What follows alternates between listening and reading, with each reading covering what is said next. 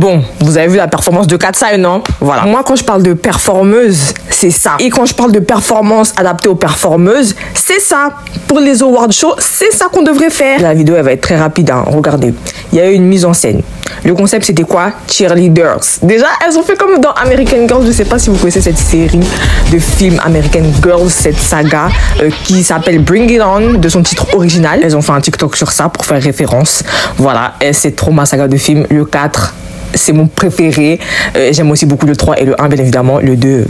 Voilà. Et le 5 aussi, j'aime beaucoup. Elles ont fait ce TikTok sur « Je suis sexy et je suis canon, célèbre dans ma région ».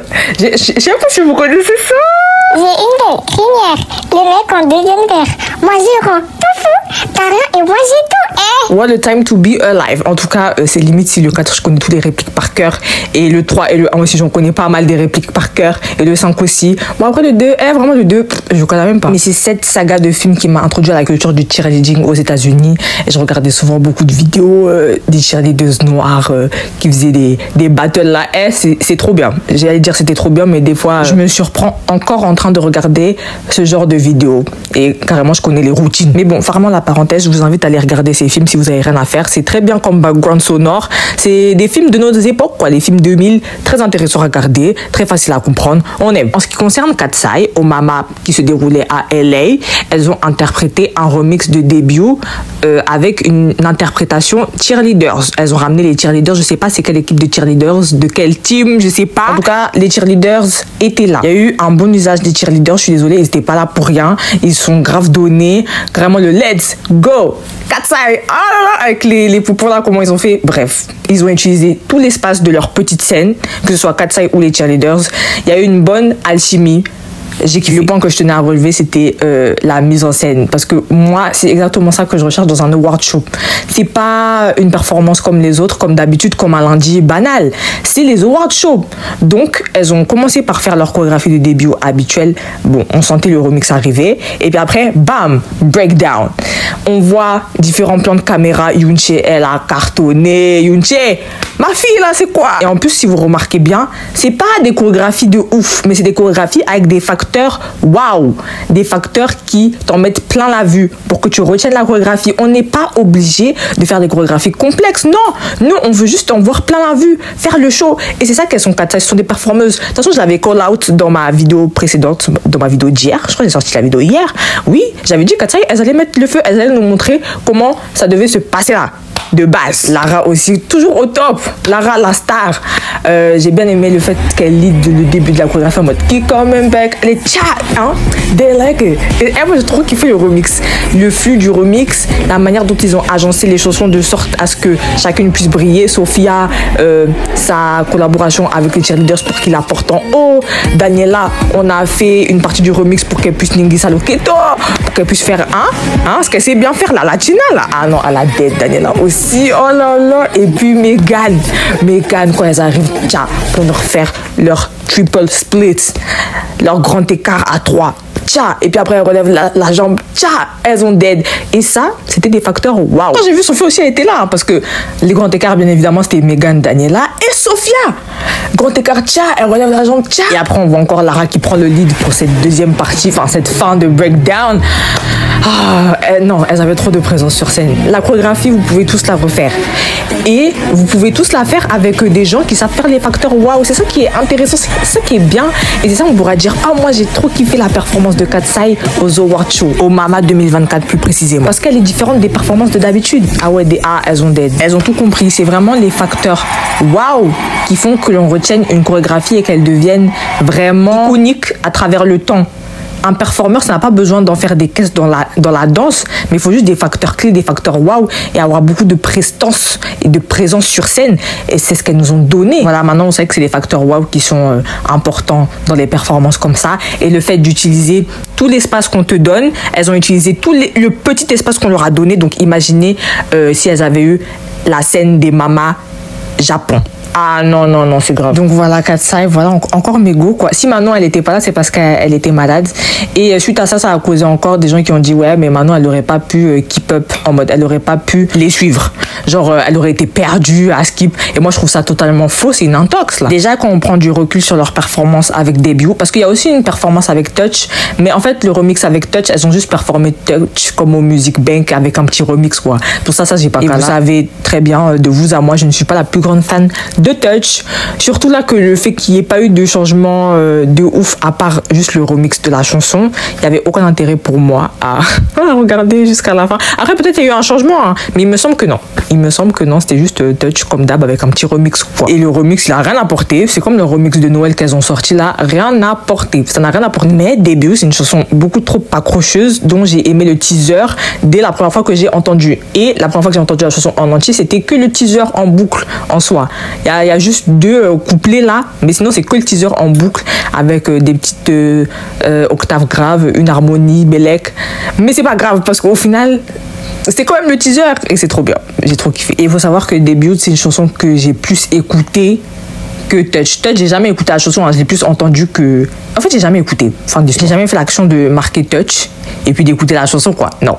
Non, j'ai plus entendu. Elle est venue à moi de manière non consentante. Clairement, c'est une personne B qui l'a mise. Moi, j'ai jamais voulu l'écouter. En tout cas, fermons la parenthèse. Dans la chorégraphie de Debut, il y a aussi un facteur waouh qui est quand elle lève la jambe. Il y a quand même une intensité dans ce genre de chorégraphie. Et là, vous êtes en train de me dire aujourd'hui là que Manon n'allait pas trouver sa place dans cette chorégraphie intense. Vous êtes des mythos parce que quand on prend du recul sur la chorégraphie, voilà, c'est ce que je voulais dire, on voit qu'elle est simple à exécuter, c'est juste qu'elles sont intenses, il y a beaucoup de présence sur scène et tout, mais en soi les mouvements ils sont simples et il y a des facteurs waouh qui rendent la chorégraphie de loin plus complexe. Et ce qui va rendre la chorégraphie dure à exécuter, c'est d'avoir de la présence sur scène, de caler les mouvements au bon moment. En fait, c'est de mettre l'intensité là où il le faut. Mais ce sont des bonnes performeuses. Donc voilà, et Manon, ça allait très bien fit aussi. Hein. On allait lui donner son petit moment à elle aussi. Elle allait faire sa petite badée sur scène. Et voilà, on allait donner aussi un petit facteur waouh. Ça allait couler. Non, ça allait couler. Elles étaient trop en place sur cette performance. Manon qui lève sa jambe. Oh, dans le début, vous allez me dire qu'elle ne serait pas capable de faire tout ce qu'elles ont fait là. Arrêtez. Arrêtez. Elle aurait été très capable de les suivre. Ah non, mais vraiment là, quand Megan est arrivée au milieu, elles ont fait le grand écart. Facteur wap de ouf. Déjà, dès que Lara, elle a fait they like it. Après, on voit Yunchi marcher et tout. Après, Sophia, après les mégas. Non, Daniela, après les mégas et tout. Ah non, elles ont trop dead. Et le flux du remix, comment il coule, la manière dont il y a eu les thèmes sonores latinos pour que Daniela elle puisse faire sa latina. Oh, j'ai trop kiffé. J'ai trop kiffé vraiment. 10 out of 10. Je savais que ça allait bien se dérouler. Katsai is Katsai. Et voilà. Maintenant, j'attends qu'elle touche le monde. Pas que les gens de la K-pop. Mais pour l'instant, pour les gens qui connaissent pas la K-pop, elles seront toujours catégorisées sous un groupe de K-pop. Parce que c'est les groupes de K-pop qui prospèrent en ce moment. Quand tu dis groupe, tu vas penser à un groupe de K-pop. Tu vas plus penser à nos anciens groupes, comme je cite à chaque fois. Les Danny Chicken, les Little Mix, les Fifth Harmony, TLC, Spice Girl, Pussycat Dolls, Black, qui ont joué dans American Girls 1. J'ai dit, brrr, quel froid ici. Et je connais aussi la version en anglais. I said, brrr, it's cold in here. There must be some girls in the atmosphere. Bref, il y a aussi les groupes iconiques comme Destiny's Child. Et j'en passe. Mais maintenant, quand tu vas parler de groupe aux gens, ils vont penser à la K-pop. Dès que tu vas faire une chorégraphie sur une chanson, ils vont dire, ah, tu fais comme la K-pop. En mode, les chorégraphies, ça n'existait pas depuis, même avant qu'on soit né. Je trouve ça dingue. Mais bref, c'est la vie. En fait, c'est la vie. Donc, j'ai hâte de voir comment le processus il va s'effectuer. Pour qu'elles réussissent à conquérir les gens qui n'écoutent pas de K-pop. Mais pour l'instant, elles vont toujours être considérées dans la catégorie de K-pop. Et j'attends de voir le moment où on va dire ah non mais Katsai, c'est pas un groupe de K-pop. Mais j'ai l'impression que les gens ils vont dire ça en 2056. Non, j'ai espoir, j'ai foi. Mais bref, voilà. Voilà. En fait, là, je suis en train de repenser au facteur wow de cette chorégraphie. Le grand écart. Le grand écart, c'est le plus gros facteur wow de cette chorégraphie. C'est le facteur wow. Après, on peut aussi rajouter quand Yunchi, Lara et Daniela, elles font le truc là au sol. Là. Je sais pas s'il y a un nom précis pour ce mouvement de chorégraphie, mais vous savez de quoi je parle. Incroyable, incroyable. Je vous invite à aller regarder la chorégraphie. Incroyable. J'ai vraiment kiffé. Elles nous ont servi le show. Ça, c'est des performances que j'aime regarder vraiment. J'ai eu un moment de nostalgie. J'étais en mode waouh, ça, c'est de vraies performances que j'aime en fait. J'attends de voir quand elles vont aller aux Awards Show. Tout ce qui est VMAs, tout ça, même si vraiment c'est en train de s'éteindre tout ça. Mais bon. C'est un cycle.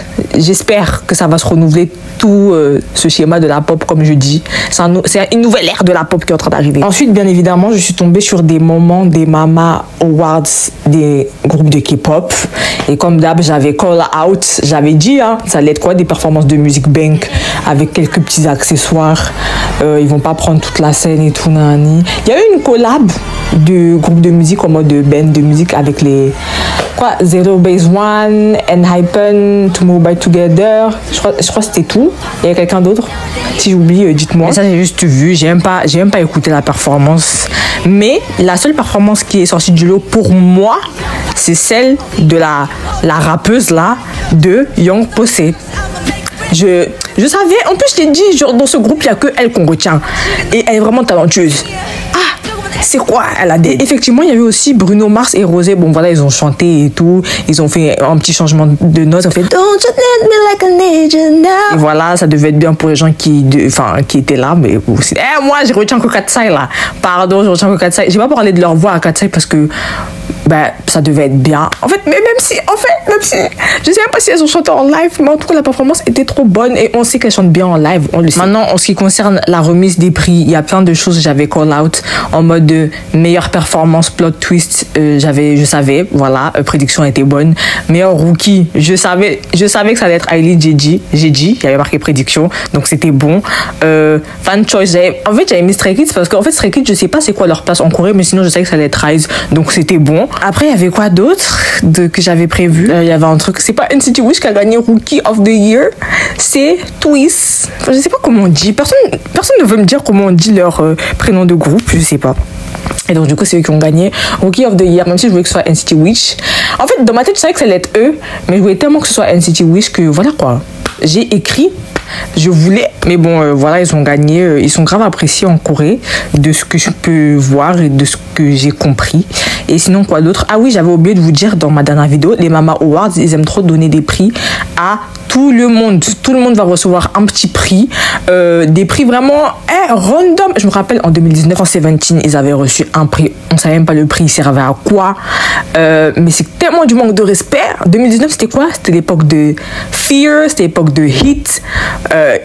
Même pas un prix de la meilleure chorégraphie, non, un prix, je sais même pas c'était quoi le nom du prix, mais c'était du manque de respect. Mais c'est juste pour donner un prix parce que voilà. Et voilà, je sais pas si je réagirai aux autres. Attendez, il faut me dire. Vraiment, Aespa, j'ai toujours pas eu de nouvelles d'Aespa, donc je sais pas comment ça se passait.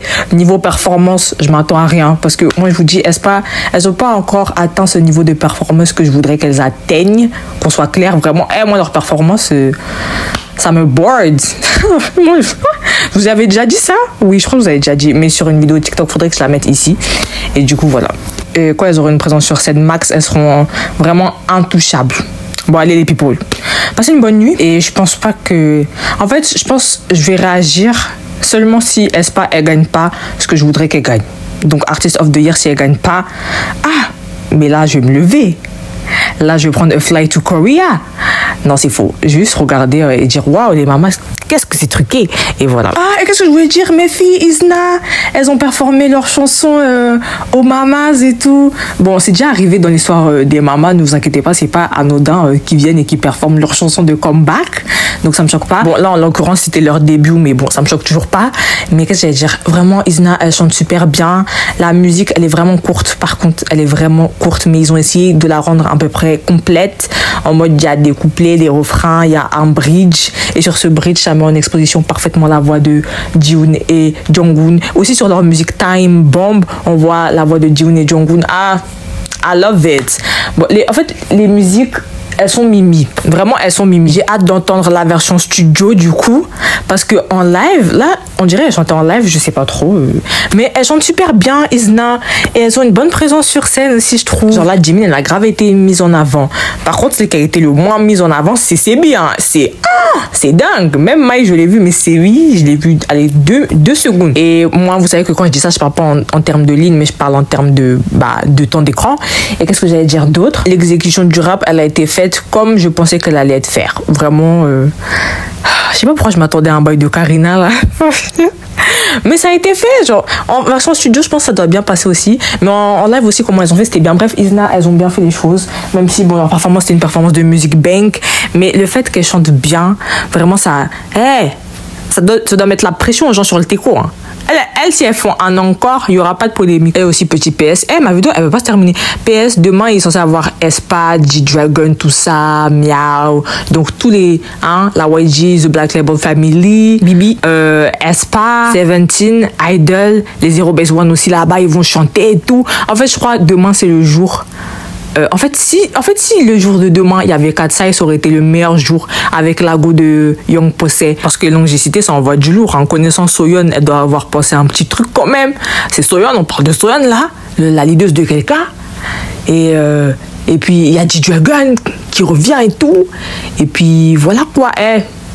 Il y a les Miao, tout ça. Enfin, la YG Family, j'attends un truc aussi. 17 aussi. Voilà quoi. Ça doit péter. Zero Base One, je sais qu'ils chantent bien, donc ça doit péter normalement. Donc en vrai, je sais pas, peut-être je vais refaire une vidéo encore parce que ça peut bien péter.